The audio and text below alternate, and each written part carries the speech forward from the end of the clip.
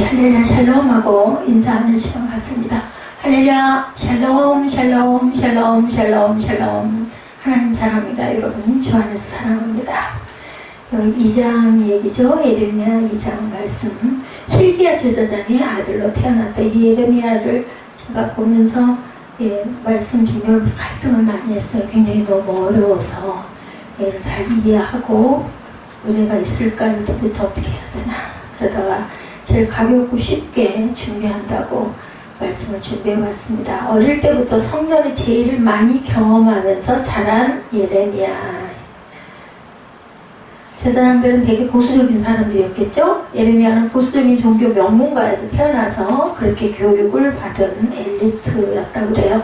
그의 고향은 베냐민 땅 아나돗. 그곳은 예루살렘에서 아주 가깝고 예루살렘을 중심으로 벌어지는 국내의 정치 상황을 접할 기회가 예레미야는 많았고 세상이 어떻게 돌아가는지를 잘 알고 있었던 예레미야. 예레미야 1장 2, 3절은 그가 소명을 받고 선지자로 활동하던 시대를 이렇게 설명합니다. 우리 장절 나올 때 열심히 찾아서 우리 읽어가면서 따라가죠. 2절, 예레미야 1장 2절 3절 함께 읽습니다.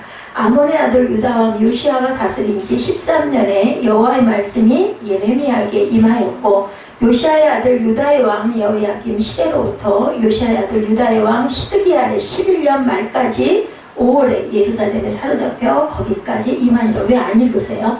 예레미야 1장 2, 3절입니다. 여기서 세 명의 왕이 등장하죠. 요시야, 야외김, 시드기야 왕. 세 사람의 왕들이 등장을 합니다. 말씀을 읽고 따라가야 여러분들이 조금 이해가 좀 도움이 되실 거고 지루하지 않으실 거예요. 요시야는 8살의 어린 나이로 기원전 예수님 오시기 전이죠. 640년에 유대의 왕위에 오릅니다. 그러니까 예를 들면 예수님 오시기 2000년 전이라고 그러면 거의 한 2000년, 600~700년 그 전에 있었던 왕이다. 요시야 8살에 왕위에 올랐어요. 유대의 왕위에. 예레미야는 요시야와 나이가 굉장히 비슷하다고 합니다. 요시야 제위 13년, 그러니까 기원전 627년, 제위 8살에 제위에 올랐으니까 나이가 몇 살이겠어요? 21살이겠죠? 예레미야는 21살의 나이로 하나님으로부터 소명, 같은 나이, 요시야의 왕과 같은 나이죠. 21살. 그때부터 말씀을 선포하기 시작을 했다. 21살 때부터 말씀 선포를 시작을 하는데 예레미야는 가문이 굉장히 그 명문가에서 태어나서 교육을 잘 받은 엘리트, 그리고 고향은 베냐민 땅 아나돗. 예레미야가 눈물의 선지자입니다.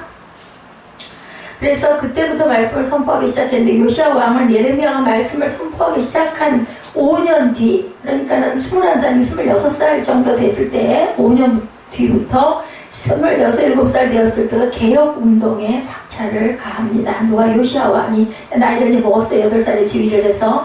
그게 고대 유대 역사에서 가장 중요한 사건이 된다고 그래요. 요시야의 개혁운동이 중요한 사건. 개혁은 하나님 말씀으로 돌아가자, 이것이었다고 합니다.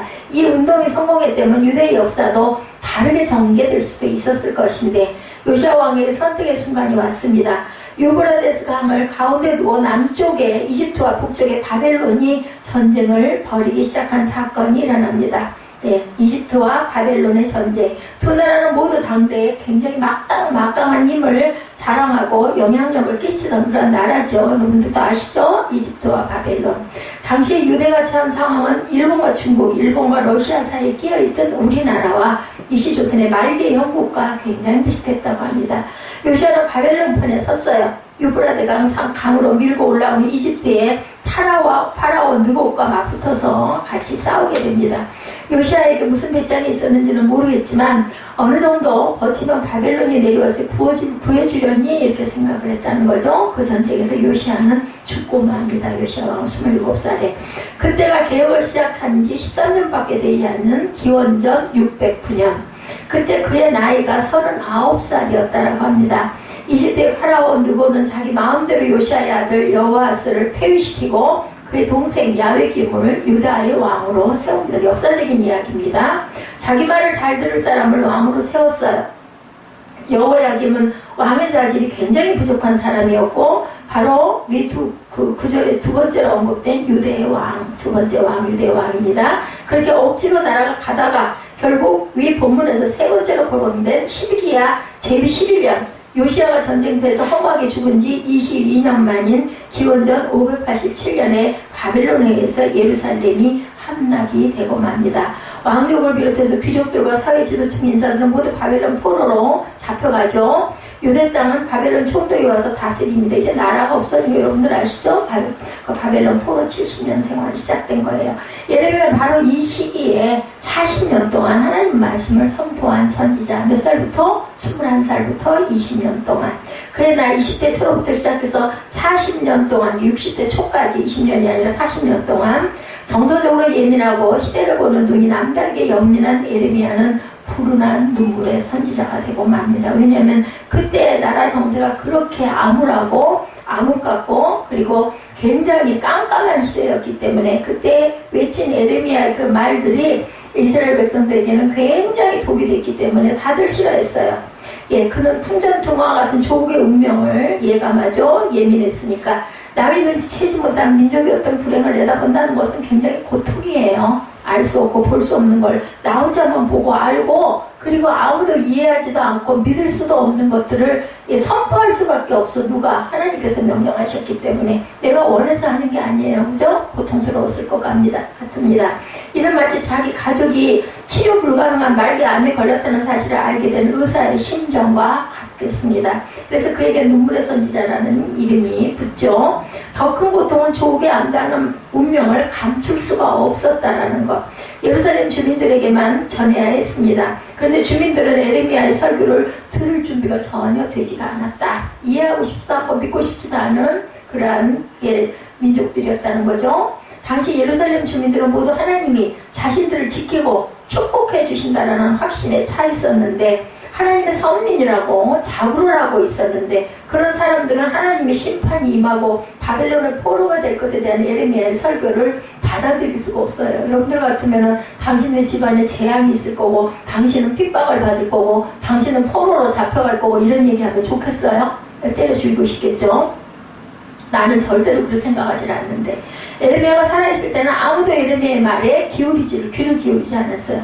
아까도 그거 보셨잖아요. 굉장히 외면받았던 음악가가 수백 년이 흐른 이후에 지금은 엄청난 많은 사람들이 그것을 찾는다. 이렇게 앞서간 사람들이 결국은 인정을 돌아가고 난 후대에 받게 되죠.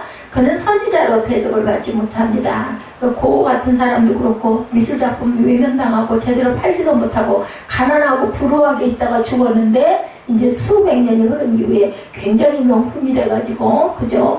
예, 박물관을 찾는 것 같은 그런 경우죠. 굉장히 고독한 선지자였다. 예레미야는 바벨론의 간첩이라는 말도 들었다고 그래요. 목숨을 잃을 뻔한 적도 몇 번이었는지는 모른다고 합니다. 그러나 한평생 마음이 편한 적이 한 번도 없었어요. 그가 개인적으로 불운했는지 모르겠으나 그의 설교는 유대인들의 영혼에 살아남아 있게 됐고 그의 제자들은 예레미야의 설교를 기록으로 남겼기 때문에 성경에 이렇게 많은 장을 할애합니다. 그것이 유대인들뿐만 아니라 오늘 기독교인들에게 하나님의 말씀으로 살아있죠. 예레미야가 굉장히 깁니다. 그래서 제가 갈등을 했어요. 그냥 단편으로 여러분들 신약이 편하시잖아요. 예, 그렇게 설교를 해야 되나? 이걸 예레미야를 끝까지 가야 되나? 예, 여러분들 의견이 있으면 주시기 바랍니다. 이런 역사적 배경에서 예레미야가 구체적으로 무슨 설교를 했는지 오늘 본문을 통해서 한번 더 알아봅니다. 앞으로 이제 쭉 예레미야의 설교에 대한 이야기들이 나오겠죠.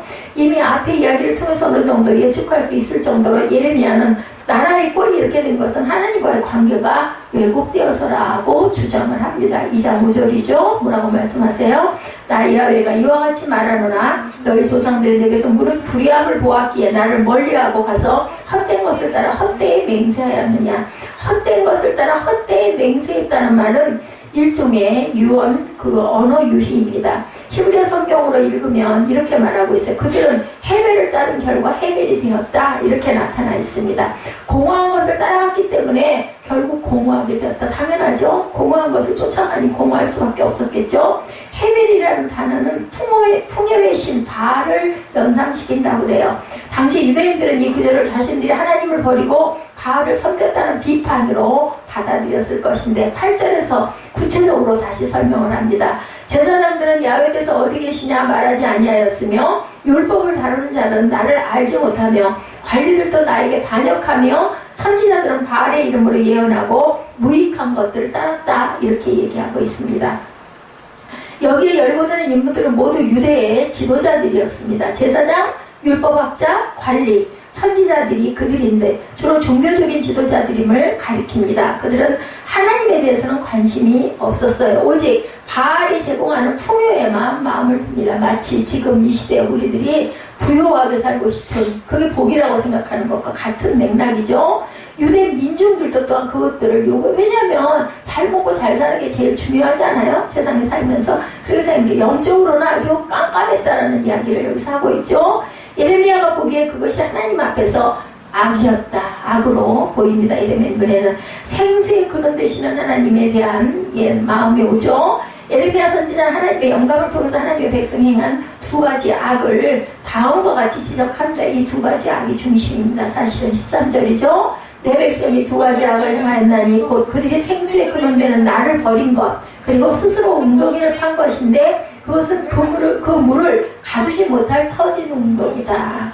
예, 나를 버린 것, 생수의 근원, 하나님을 버린 것, 그리고 가둘 그 못이 터진 웅덩이이기 때문에 말씀이 그 안에 고이지를 못한다라는 거죠. 첫째로 생수의 근원은 하나님을 잊어버린 것이다. 인생의 근원은 하나님께 있죠. 여러분들 옛 시인도 사람은 하나님의 소생이다 이렇게 노래를 합니다. 생명 대신 하나님을 등졌으니 결국은 죽음이고 빛이신 하나님을 등졌으니 뭐겠어요? 어둠이겠죠? 질서이신 하나님을 등졌으니 혼돈이 오는 것은 너무나 당연했다라는 겁니다. 그래서 성경은 이렇게 하나님을 스스로 배반하고 떠난 인생을 다시 찾아오신 하나님을 보여주고 있습니다. 인류 조상 아담으로부터 시작해서 모든 인생에게 하나님은 구원의 약속을 통해서 인생을 다시 부르시죠. 그래서 인생에겐 죄밖에 없지만 하나님의 은혜로 오신 약속을 믿음으로 받아들인 사람은 하나님의 은혜로 값없이 의롭다 인정함을 받고 영생을 얻는 길이 열린다. 아까 우리 찬양의 이 부분에 찬양 많이 했습니다.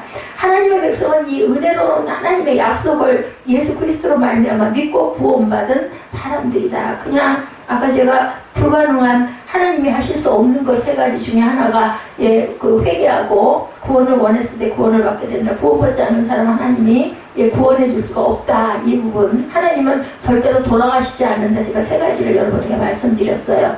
우리는 예수님의 십자가의 죽음과 부활로 말미암아 인쳐진 하나님의 약속으로 의롭다함을 받은 사실은 죄인들이었다. 그러므로 우리는 아예 하나님을 등질 수 없는 절대 순종의 인생이 되어야 하고 그렇게 되고 말았다는 거죠. 우리에게는 도무지 하나님의 명령을 거역할 자유가 없습니다. 왜냐하면 믿음으로 의롭다함을 입었기 때문에.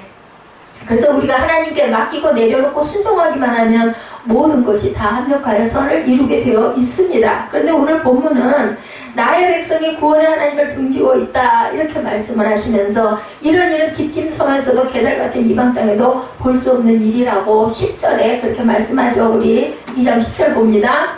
너희는 깃김 섬들에 건너가 보며 게달에도 사람을 보내 이 같은 일이 있었는지를 자세히 살펴라. 11절 어느 나라가 그들의 신들을 신 아닌 것과 바꾼 일이 있느냐? 그러나 나의 백성은 그의 영광을 무익한 것과 바꾸었도다. 12절 너 하늘아 이 일로 말미암아 놀랄지어다 심히 떨지어다 두려워할지어다 야훼의 말씀이니라 이렇게 말씀하고 있습니다.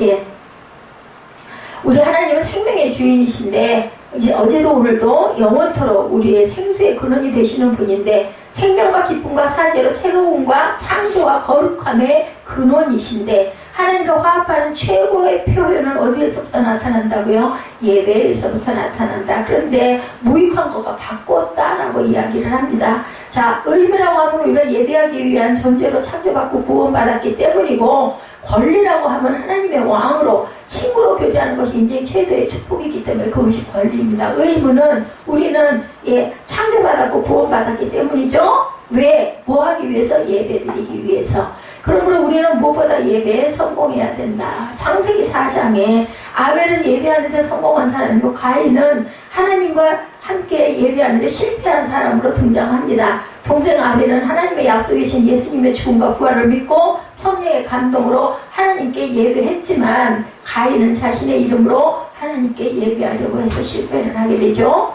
하나님은 예수의 믿음 안에 있는 아담의 제사는 연락하고 자기의 죄 안에 있는 가인의 제사는 받지 않으셨습니다. 예배가 이 두 사람의 운명을 결국은 하나는 죽음으로 하나는 영생으로 갈라놓죠. 아벨은 그 형의 손에 죽었지만 영생의 나라로 옮겨집니다. 우리가 볼 때는 아벨은 정말 허무하게 죽었어요. 그죠? 그런데 가인은 오래오래 사니까 잘 살 것 같지만 거꾸로입니다. 가인은 죽을 때까지 그의 죄가 그를 따라다녔기 때문에 마음과 생활의 저주를 받아서 유리방황하다가 영멸의 나라로 쫓겨납니다.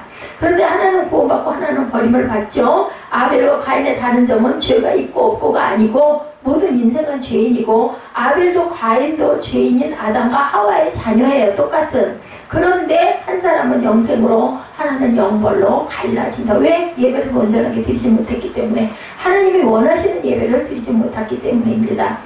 네, 극가닥은 예배에 성공하고 실패하는 차이다. 간단하게 얘기를 하면. 그래서 요한복음 4장에 예수께서 죄 많은 사마리아 여자에게 말씀하시죠. 예, 4장 21절 23절에 여자의 내 말을 믿으라. 예배는 장소가 중요하지 않다. 아버지께 참되게 예배하는 자들은 영과 진리로 예배할 때가 오나니 곧 이때라. 아버지께서는 자기에게 이렇게 예배하는 자들을 찾으신다. 이렇게 말씀합니다. 지금 내가 예수를 믿으면 진리의 아들이 되고 내 심령이 성령님의 감화 가운데 생수의 그런 데는 하나님께 나아갈 수가 있다는 겁니다. 하나님께 예배드리는 특권을 누리며 살아가게 될 것이다. 예수님은 또 말씀하시죠. 13절 14절에 요한복음 4장 여자의 이 물을 마시는 자마다 다시 목마르려니와 내가 주는 물을 마시는 자는 영원히 목마르지 아니하리니 내가 주는 물은 그 속에 영생하도록 솟아나는 샘물이 되리라고 말씀을 하시죠. 예수 안에서 하나님께 예배하며 살아가야 된다. 하나님을 등지고 살 수 없는 존재들이 바로 예수 믿는 너희들이다. 이사야 55장에 생수의 근원 되는 하나님께서 오늘도 여전히 우리에게 말씀을 하세요. 55장에 보면 1절에서 5절이죠. 우리 이사야 55장 1절에서 5절 찾아서 함께 합독하도록 합니다. 이사야 55장 1절에서 5절입니다. 함께 합독합니다. 오호라 너희 모든 목마른 자들아 물로 나오라. 돈 없는 자도 오라. 너희는 와서 사 먹되 돈 없이 값 없이 와서 포도주와 젖을 사라.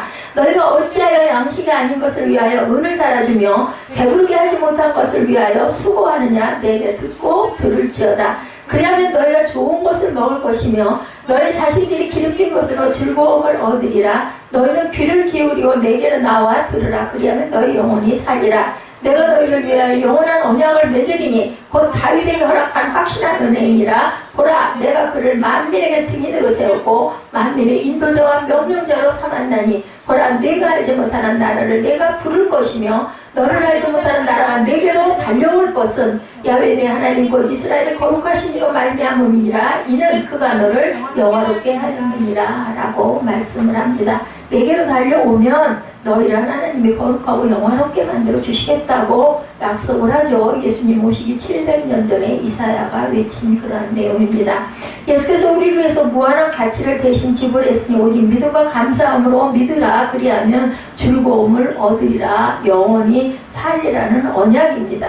그 언약의 대상은 이스라엘만이 아니고 하나님의 택한 모든 백성 저와 여러분을 포함해서 하나님의 생수의 근원이 되시죠. 영원히 새로운 생명을 주시고 부요와 발전, 축복과 형통, 계시와 인도의 복을 주셨다. 하나님께 예배하는 생활 이것이 우리 삶의 최고 가치고 핵심이라는 것을 알아야 되겠다는 거죠. 이 특권을 아무에게도 아무 때에도 빼앗기거나 양보하지 말아야 되겠습니다. 어찌해서 나의 하나님께 돌릴 찬송을 다른 우상, 헛된 것들에게 돌렸느냐. 오늘 말씀이 그 말씀이죠. 우리 하나님은 생수의 근원 되시고 모든 것의 모든 것 되시는 분이다.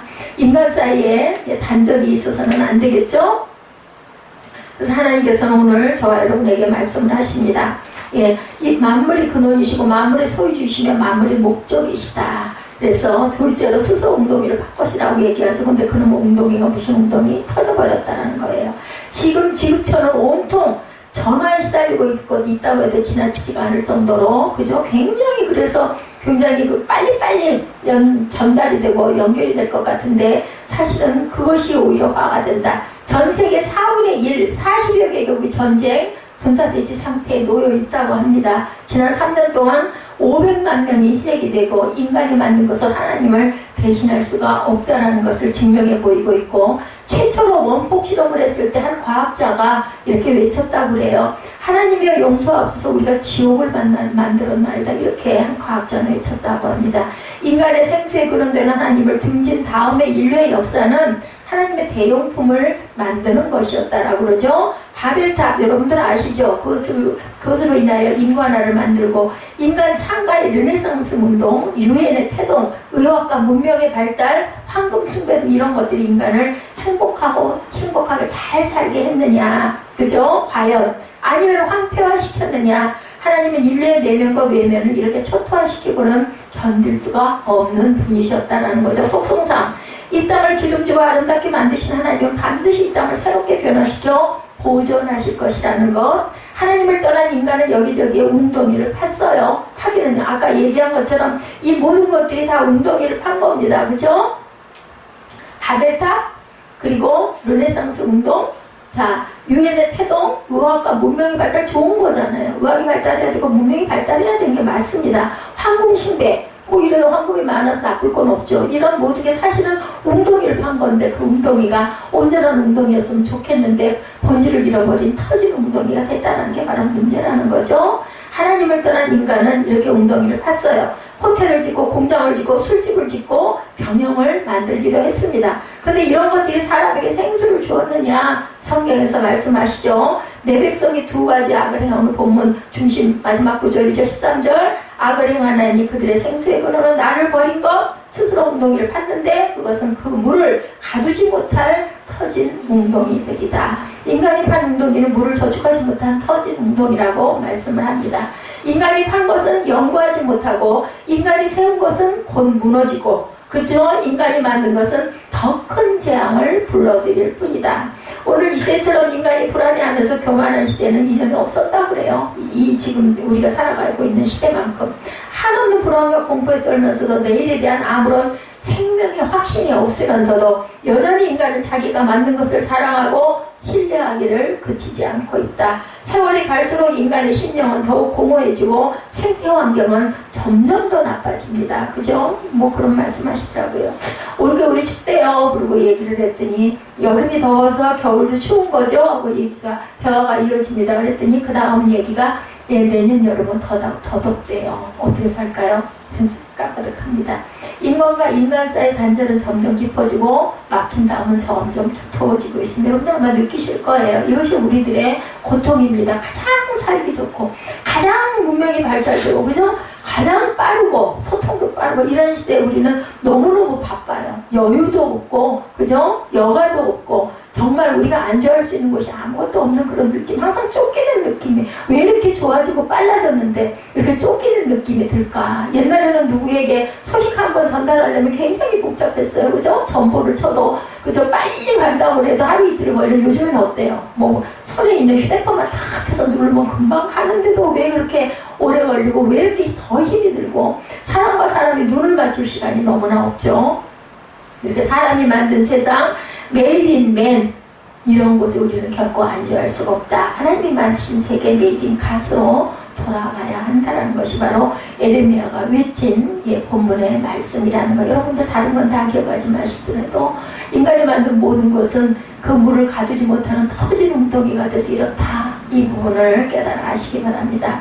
바람아 바다야 잔잔하고 말씀하신 전능하신 예수 그리스도께로 우리는 돌아가야 된다. 메이드 인 지저스, 그죠? 인간이 만든 것, 세상에 주는 것들에 대해서 너무 우리가 의지하고 기대하는 게 문제입니다. 너무나 새로운 것, 너무나 좋은 것, 너무나 빠른 것. 그래서 그냥 뭔가 지니면, 뭐 요즘에 보니까 그렇더라고. 뭐 옷이고 책이고 뭐 가구고 그냥 뭐 조금 쓰다가 뭐 별로 쓸 소용이 없거나, 아니면 뭐 시대에 조금 미리 나온 거다. 아니면 뭐 휴대폰이 6개월 하나씩 나온다 그러죠. 뭐 6개월, 9개월이 되기도 하고 1년이 되기도 하지만 어찌됐든 간에 다 버려요. 그냥 아니 왜 이렇게 멀쩡한 걸 버렸냐. 우리가 그 얘기 이제는 그런 얘기 안 해요.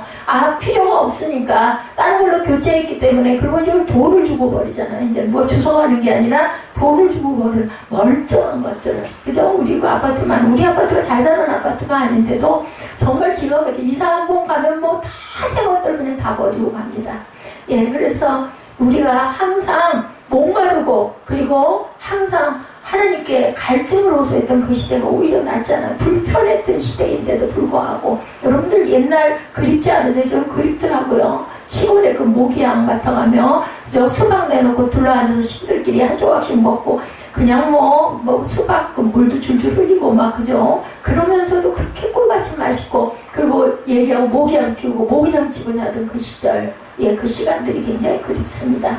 예수 안에만 부활이고 예수 안에는 하나님의 나라가 있다. 터지는 웅덩이가 아니기 때문이에요. 한마디로 예수께서 대답하여 이르시되 심은 것마다 내 하늘 아버지께서 심으시지 않은 것은 뽑힐 거라고 그랬어요. 마태복음 15장 13절의 말씀입니다. 그러니까 하나님께서 심지 않은 것은 뽑힐 것이니 뽑힐 것을 심는 일에만 매여서 귀중한 인생을 소비하고 가지 말아야 되겠다. 이제는 돌이켜 하나님의 품속으로 파고들어야 돼요. 오히려 거꾸로 거기에 사지의 샘물이 있고 기쁨과 사랑과 생명의 생수가 있다는 것을 여러분들 믿고 그리고 여러분들 인정하고 나아가시기 바랍니다. 예수 그리스도는 사람이 만든 것이 아니죠. 예수 그리스도를 어떻게 사람이 만들겠어요. 예수 그리스도는 하나님이 보내신 길과 진리고 생명이라고 말씀을 합니다. 내가 길이요 진리요 생명이니 말씀하죠. 나로 말미암지 않고는 아버지께 갈 자가 하나도 없다고 말씀을 합니다.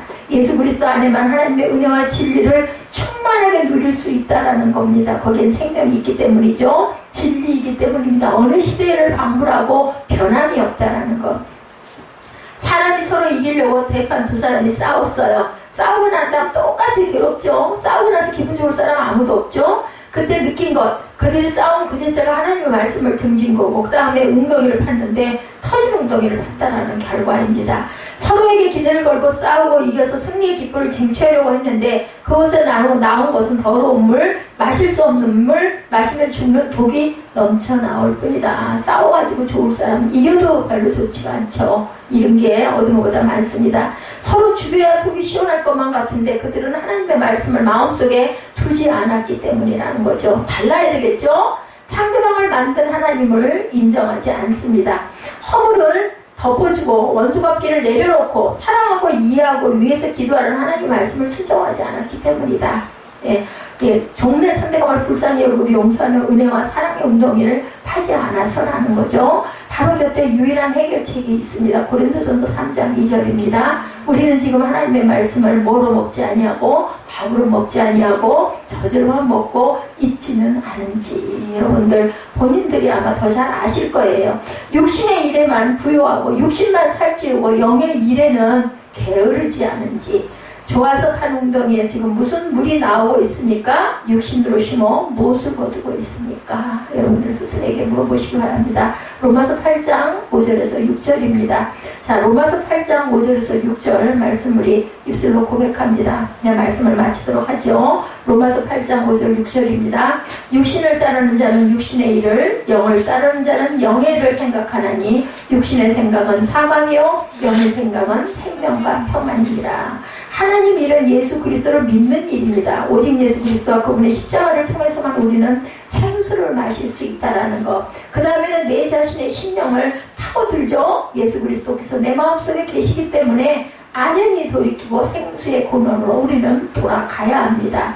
영원한 생수의 강물인 그분에게 시간과 보배와 정성을 드리고 파고드는 데는 시간이 걸리죠. 하나님께 시간을 드려야 됩니다. 무엇을 하나 팔래도 웅덩이 하나를 팔래도 시간이 걸립니다. 여러분들 뭐 한 가지를 전공을 하면은 기본으로 몇 년 걸린다고요? 그걸 조금 알기 위해서는 10년이 걸린다라고 하죠. 성령께서 역사하실 질적 시간을 여러분들 아까워하지 마시고 확보하시기 바랍니다. 그것이 바로 우리가 드리는 예배의 시간들입니다. 영성회복과 전도사랑과 부흥을 위해서 예수사랑 새벽기도에 열심히 참석하는 그런 분들이 간절히 기도한다고 합니다. 많은 예수사랑 교회들이 많습니다. 하늘 문은 열려 있는데 교회 문이 열리고 그리고 나서 뭐가 열리면 우리의 심령의 문이 열리면 예수 믿는 우리의 심령은 봉해지는 웅덩이가 된다는 거예요. 터지는 웅덩이가 아니라 그래서 에덴 동산에 그러던 네 강물의 온 땅을 살린 것처럼 우리의 내면과 환경뿐 아니라 천하 만민의 심령 속에 하나님의 생수가 넘쳐 차고 넘치기를 주님의 이름으로 축복합니다.